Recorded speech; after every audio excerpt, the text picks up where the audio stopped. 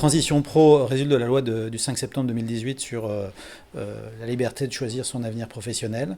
Dans ce cadre-là, des dispositifs ont évolué, le CEP, le Conseil en évolution professionnelle, et Transition Pro qui prévoit justement d'accompagner les salariés qui veulent évoluer dans leur carrière et qui ont besoin de mettre à niveau leurs compétences dans le cadre d'un projet professionnel. Depuis le début de l'année 2020, on a travaillé justement à une définition d'objectifs, un travail sur les indicateurs, les priorités, et ça se concrétise aujourd'hui par une convention qu'on a signée. Les dispositifs démissionnaires, le dispositif PTP n'a rien à voir avec ce qui était par rapport au congé individuel de formation, mais il y a aussi le financement et l'accompagnement de la VAE qui est tout nouveau, puisque c'est depuis le 1er avril 2020.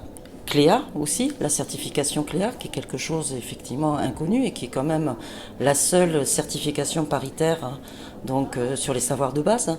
Donc tout ça, c'est quelque chose qu'il faut faire connaître auprès des publics, au sein des entreprises, auprès des salariés.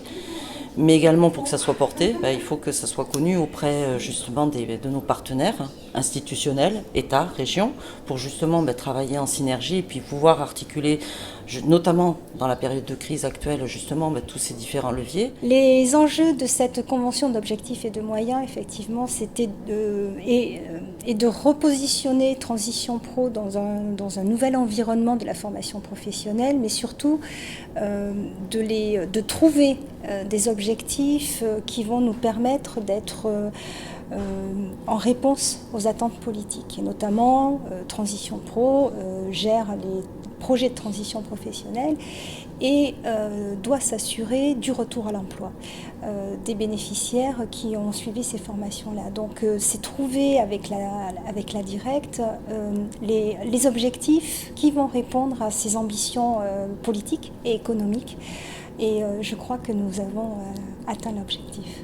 Donc nous, depuis le début, au niveau de cette présidence paritaire que l'on porte en fait entre le MEDEF et la CFDT, on vise à s'accorder en fait un maximum de manière à avoir une présidence qui parle d'une voix et donc de s'accorder en amont sur le projet politique de transition professionnelle de manière à ce qu'il soit le plus lisible et visible et donc efficace dans sa saisie par les bénéficiaires. Mais c'est vrai que la crise sanitaire qui se traduit par une crise économique, on sait qu'il va falloir travailler justement sur ces questions d'évolution professionnelle, de transition professionnelle. Malheureusement, on va avoir dans les entreprises des difficultés.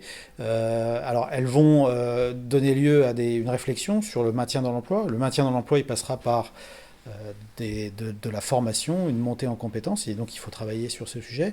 Et puis peut-être des salariés vont être amenés à quitter leur entreprise, soit de façon volontaire dans le cadre de démission, soit malheureusement de façon contrainte. Mais cette réflexion que chaque salarié doit avoir sur son avenir, sur comment il se projette, c'est d'autant plus d'actualité et ça résonne actuellement vu la situation. Donc c'est un dispositif qui est maintenant actif, opérationnel et qui va être particulièrement utile dans le contexte de crise qu'on connaît.